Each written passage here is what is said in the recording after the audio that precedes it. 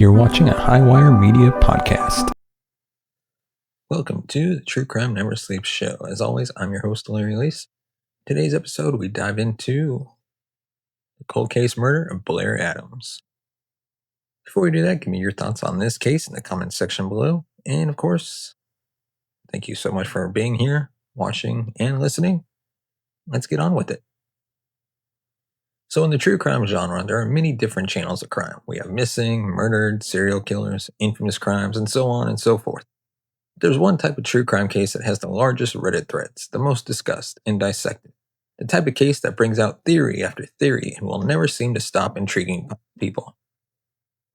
And that type of true crime case is adults who mysteriously go missing under suspicious circumstances, almost like they disappeared following erratic, unexplainable, strange behavior. Either way, it's one of those things that can keep you up at night climbing deeper and deeper into the dark web, down a rabbit hole to try and make sense of it all. And today, we will be discussing one of those cases.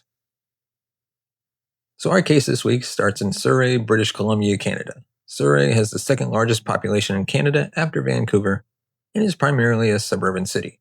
The date is December 28th, 1964, when Robert Dennis Blair Adams was born into this world. His mother's name is Sandra Adams, and he actually has a brother named Tom Welland, and also has a stepfather. And his life goes on. Robert, who ends up going by Blair, grows up, and by 1995, and at the age of 31, he's found himself working for his stepfather in Frankfurt, Germany. Blair's stepfather actually owned a prefab construction company named SS Cedar Homes. You can actually still find the company website, but the dates on the website indicate the company shut down in 2010.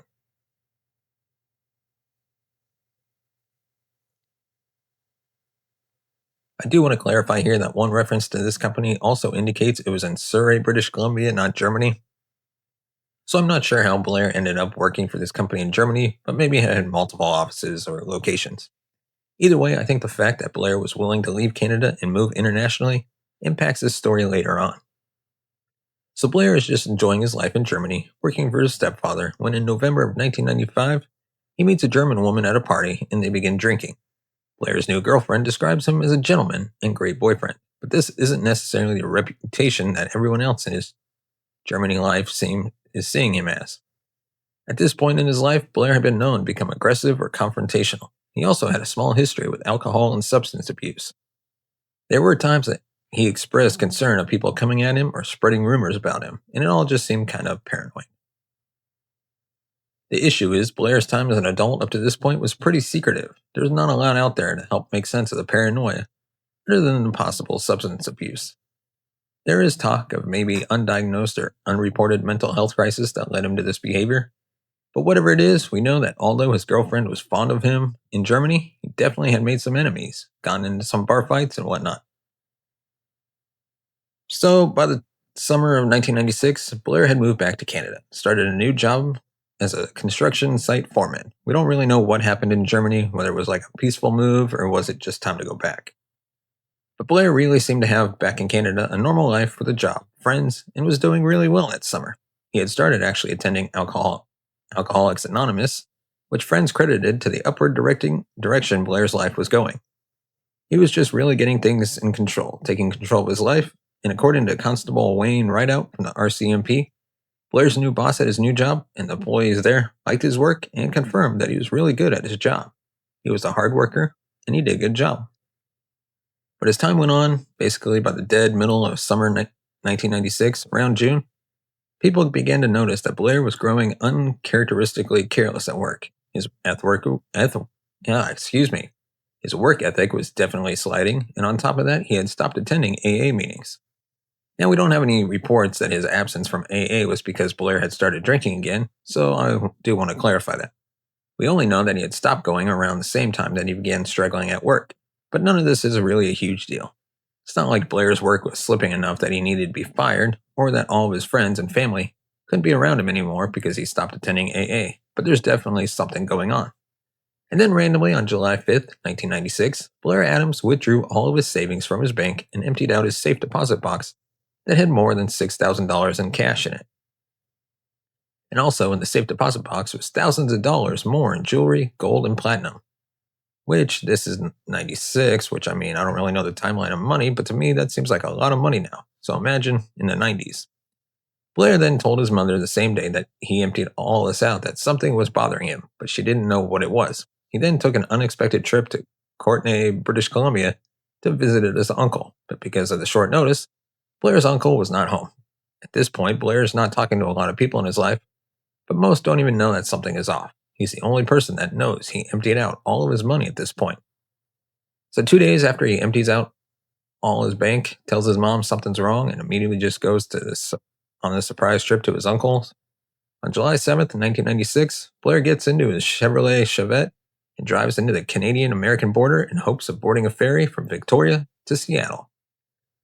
Although his hopes was to cross the border, U.S. Immigration and Customs Enforcement denied Blair entry into the United States of America. They actually profiled him as a possible drug trafficker because he was a single man with all of his cash, jewelry, and gold with him. They also noted that Blair was acting anxious upon arrival, and on top of that, Blair actually had a prior conviction for drug and assault that was discovered while he was trying to cross the border. Now, there is a discrepancy here of how many times Blair would continue to try to cross over to America. Some say 5 different attempts, some say 3, but either way, Blair spends the next couple of days trying to get over, even attempting at one point to cross on foot. And during these sporadic attempts, Blair is still stuck in Canada, just doing odd, unexplainable things. On July 8th, the next day, 1996, Blair drives to his workplace and randomly quits. According to the Unsolved Mysteries episode on this case, he attempts to pick up his final paycheck, but for some reason, he doesn't get it, so he's trying to get more money. And it was on this day that he also tried to purchase a round-trip ticket to Germany at a travel service for around $1,700, which, like I said, that's a pricey ticket now. So I feel like back in the day in the 90s, this is an expensive plane ticket. Blair actually ended up buying the ticket, but then immediately requested a refund the same day. And according to his old girlfriend in Germany, she had not been expecting him, so we don't think he was trying to go there to see her. After this, Blair drove to a friend's house and asked his friend to help take him to the border. But it was late at this point, and so his friend turned him down. It was by dawn the next day, July 9th, 1996, that Blair was spotted wandering around near the border on foot. This is when he actually attempted to cross on foot and had been denied once more. Now, I want to note here that by this point, Blair has been manically running around for basically 3 days straight, like he tries to cross. So the Pacific Highway Border Crossing Authorities noted when they saw him trying to cross on foot that Blair had actually had scratches all over his hands and feet, and they wrote that in the report. They ended up actually taking him into custody because he matched the description of a suspect who had stolen a car in Vancouver near where he was trying to cross earlier that day. But Blair seemed confused when taken in and interrogated and was later released from custody when there was no evidence that linked him to the theft. But later on in the case, one of Blair's friends would actually come forward and inform authorities that she had seen Blair driving a blue car that day, that it was stolen, which leaves speculation whether or not it was actually him. And, truth be told, they never found the real person. So anyways, after being released from custody, Blair drives his own Chevrolet Chevette to the Vancouver International Airport and parks it. He then makes his way to the rental car counter and rents a Nissan Altima. He uses this Altima to drive to the border and once again attempts to cross over into America. It was during this final attempt that Blair Adams finally succeeds on July 9th.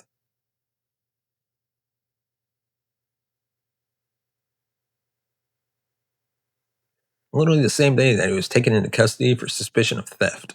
And I note this because once again, I'm trying to show you 1, how manic and random the day is, and 2, if you thought your day was busy, Blair was on another level. He's trying to cross the border on foot, gets taken into custody, gets questioned, gets released, drives to the airport, rents a car, then drives back to the border again. So he makes it through. He finally gains access over into America and immediately drives his rented Nissan to the Seattle airport. He parks the Altima and enters the airport where he attempts to buy an overnight one-way ticket to Washington, D.C. for $800. Now, the airport ticket worker informs Blair that's fine, he can purchase the one-way ticket, but if he actually buys a round-trip ticket, it's only $400, so half the price of his one-way ticket. They tell him that even if he doesn't plan on taking the returning flight, it would still be smarter to purchase the round-trip ticket. Blair refuses it and purchases the $800 one-way ticket to Washington, D.C., immediately after crossing the border. So after flying during the night, because it was a red eye, because that whole previous day he had been doing what I just described, and now takes a red eye, Blair arrives at the Dulles International Airport at 5 a.m. on Wednesday, July 10th, 1996. He immediately makes his way to the rental car counter and rents a white Toyota Camry and begins a 7-hour drive to Knoxville, Tennessee, around 6:45 a.m. And he has not slept. I mean, maybe he slept on the flight, but holy cow, it's been 3 to 4 days of this man just running around. So it's been only 5 days since Blair initially emptied all of his savings and money out. Around 10:15 a.m., while on his way to Knoxville, Tennessee, Blair backs his rental car into another man's vehicle near Zion Crossroads on U.S. Highway 250 in Troy, Virginia. The accident was small and caused minor damage. The man who Blair ran into ended up telling detectives that Blair was really nice during the whole thing, but he did seem in a hurry to get out of there, like he had somewhere to be. Around 5:30 p.m. that day, Blair arrived in Knoxville, Tennessee, and stopped at a gas station on Strawberry Plains Pike. During this gas station stop, Blair portrayed some behavior that alerted the employees enough that they remembered it. The gas station clerk actually ended up calling an interstate repair service driver named Gerald Sapp after Blair was claiming that once he got out of his car and got gas, he couldn't get his car started again. Gerald made his way to the gas station, and when he investigated the issue, the reason Blair couldn't get his wrecked and rented Toyota Camry to start was because he was using the key to his rented Nissan Altima that he left back at the Seattle airport. So Gerald explains that to Blair. He explains to Blair that the reason the car won't start is because he's using the wrong car key. But Blair won't listen to him. Blair insisted that the Nissan key was all he had and that this whole time he'd been using that Nissan key to drive his car. Gerald kindly explains to Blair that's not actually possible because he had already driven the Toyota Camry almost 7 hours. In order to do that, he would have had to use the correct key. That is definitely here somewhere. The key is somewhere at this gas station, or he wouldn't have been able to pull into the gas station in the first place. Gerald noted that Blair was intent on dismissing anything he said and insisted that he did not have the key, and noted that Blair was acting like, quote, he wasn't all there. I want to note here that the Knox County Sheriff website states that Blair simply locked himself out of the car, and that's why Gerald showed up. But every other source explains this misplaced key story. So I'm just going with that. Either way, Gerald Sapp arranged for a tow truck to come pick up the Camry because they can't get it started because they don't have the key. So the tow truck comes to pick up the Camry to take it to an auto shop, and then Gerald actually drives Blair himself to a Fairfield Inn nearby to stay the night because now he doesn't have a car. Once Blair and Gerald arrive at the nearby hotel, Blair realizes that he had actually left his bag behind at the gas station. And so Gerald dropped him off, drove back to the gas station to retrieve the bag, and then dropped the bag back off to Blair at the hotel. Now, during the 40 minutes that this took, Blair can be seen on surveillance camera at the inn, pacing in and out of the hot hotel lobby 5 times. So he's definitely not just going in, plopping in a seat and waiting, he's displaying anxious behavior. So Blair finally checked into the Fairfield Inn Hotel at 7:37 p.m. The hotel front desk worker, named Tika Hartsfield, noted that during the whole check-in process, Blair was, quote, paranoid that he was very nervous, agitated, and looking around like someone was coming for him, even though nobody else was in the hotel. After she handed Blair the key to his hotel room, Blair grabbed it, put it in his pocket, and instead of walking to the elevators, he walked out the front doors of the hotel and never came back inside. And Blair Adams was never seen alive again, that we know of. So the next day, July 11th, 1996, around 7 a.m., 2 construction workers stopped at their work site of the under construction hotel at 7471 Crosswood Boulevard. Their construction site was off the Strawberry Plains Pike exit for Interstate 40 near the gas station in Fairfield Inn. Currently today, the address to this place, because of course I had to look it up, is labeled as a travel lodge by Wyndham, Knoxville East. It was previously a country inn. Now, I'm unsure of the timeline, but it made me wonder if it was in the process of turning country inn into travel lodge at the point in our story, because it is under construction in our story. The 2 workers were combing through the site when they noticed something on the ground in the abandoned parking lot. They walked over and immediately called 911. Blair Adams was discovered dead, laying in the middle of the parking lot with his belongings scattered around him. When Knox County Sheriff Jimmy J.J. Jones responded to the scene back in '96, He was actually lieutenant over the major crimes unit at that point. He noted that the victim, who we know is Blair, they don't, had his pants pulled down around his ankles, but according to JJ, it looked like somebody else had pulled them down. Blair's shoes were off and laying near him, and his socks were stuffed inside of his shoes. They were laying in the parking lot by him. Also laying next to him was his Fairfield hotel room key. They had just gotten the night before, and the missing Camry car key that landed him at the Fairfield hotel in the first place, because he stated that he couldn't find it. There was also a duffel bag next to Blair's body that contained maps and travel receipts on the ground, and scattered all around him was the cash that Blair had been carrying. And when I mean scattered around him, I mean thrown out around his body. So the police also discovered a fanny pack with 5 ounces of gold bars, gold and platinum, along with coins, jewelry, more keys, and a pair of sunglasses. The fanny pack was laying on the ground, unzipped and untouched, along with all the cash. The medical examiner estimated the time of death was around 3:30 a.m., roughly 4 hours before his body was discovered.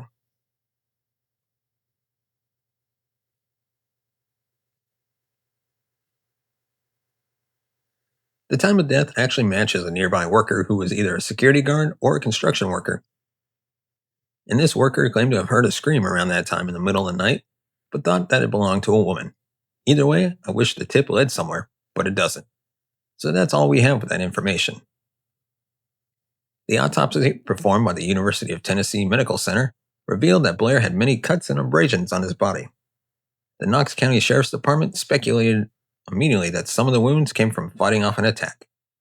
So they say the position of the wounds looked like it was in a defensive manner. Excuse me. So Blair Adams' cause of death was ruled as sepsis.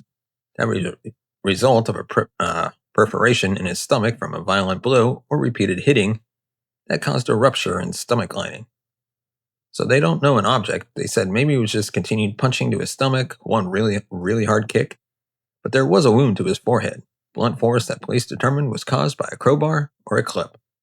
Now, neither weapon was found near the scene, but because it was a construction area, police are like, well, a weapon like that might have been on site, easy to grab or find. Blair was also believed to have been sexually assaulted, although no DNA evidence was found to corroborate that, and the only evidence that the police developed this theory on was that he was found with his pants pulled down, according to them, by someone else.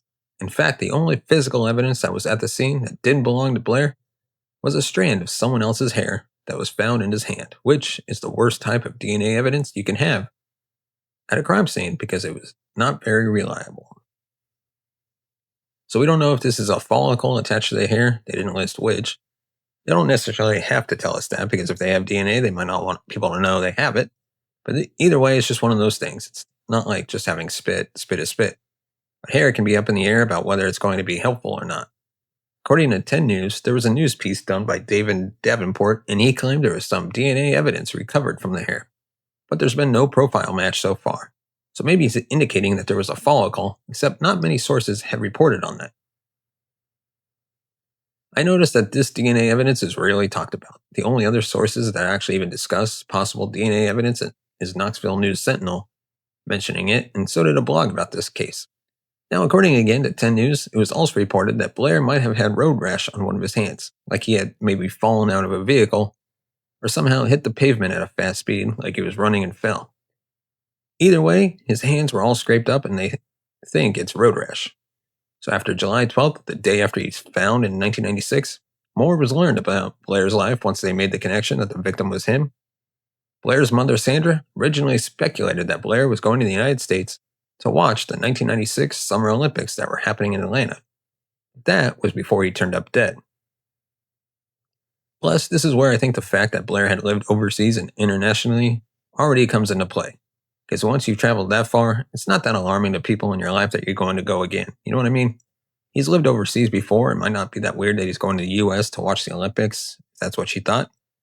But after his death, Sandra was the one who reported that Blair had been acting strangely before he was leaving and had stopped attending AA.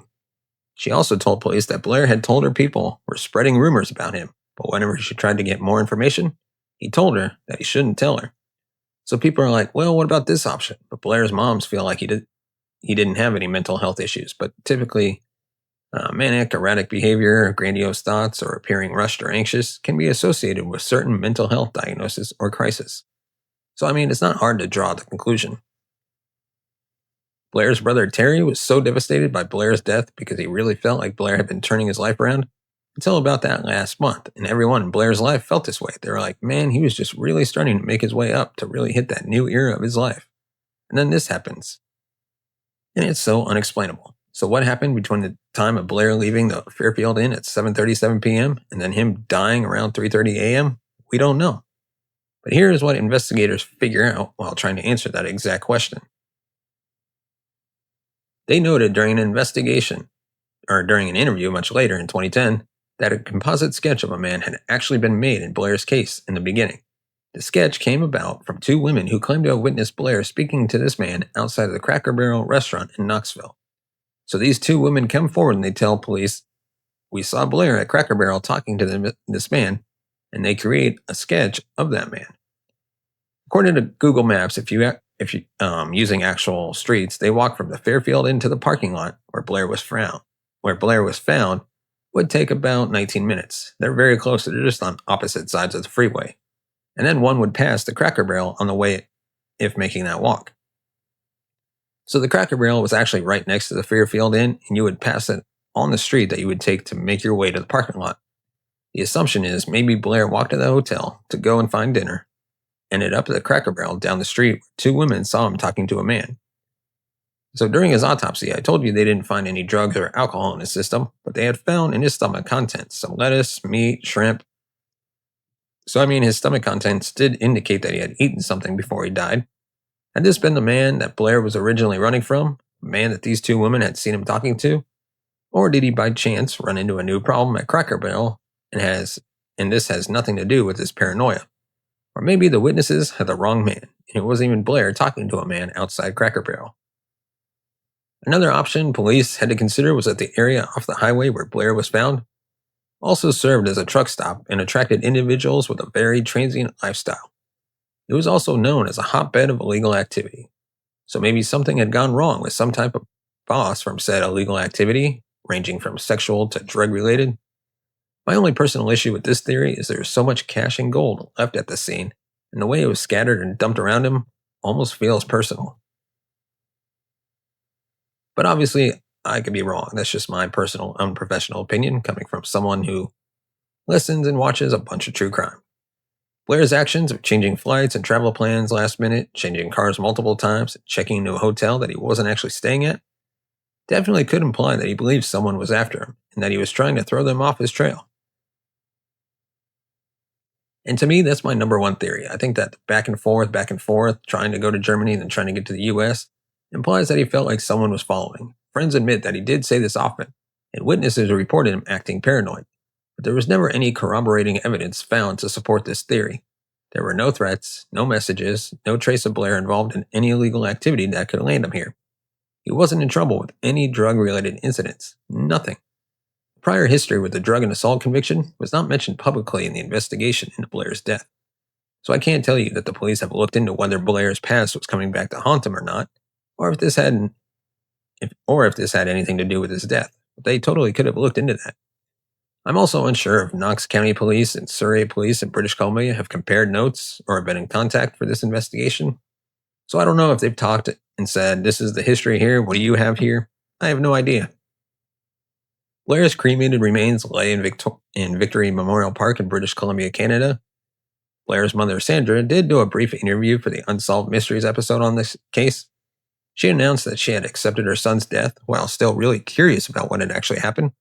She's not actively involved or in contact with Knoxville police. She says that she just needed that peace that comes with acceptance and moving forward. So although she really does want to know what happened, she doesn't let it continue to take over her life as she tries to figure it out. So what really happened to Blair Adams in July of 1996? If you have any information about this unsolved case, you're asked to call 865-215-7450. And that is the unexplainable murder of Blair Adams. Either way, the case is still unsolved and there is still a lot of information that we don't have. So if you do know anything, please do contact the number that I said earlier. And that is the case of Blair Adams. Let me know your thoughts in the comment section below. And of course, don't forget to like, share, subscribe to the video. And if you want to support the channel, you can buy us a coffee at buymeacoffee.com/TCNS or just scan the QR code that you see on screen.